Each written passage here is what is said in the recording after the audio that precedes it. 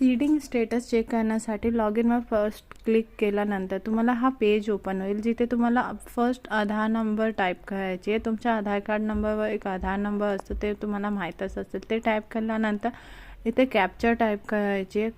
Type केल्यानंतर हे तुमचा जे कॉन्टॅक्ट नंबर असेल आधार कार्डचे लिंक, त्या कॉन्टॅक्ट नंबरवर एक OTP येईल. ते इथे लॉग इन विथ OTP दिलं आहे, तिथे क्लिक केल्यानंतर तुम्ही तुमच्या फोन जे काही कॉन्टॅक्ट नंबर तुमचे असेल तिथे एक OTP येईल. ते OTPला इथे आपल्याला टाकायची आहे.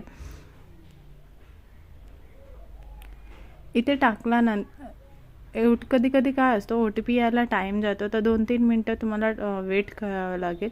ठीक आहे.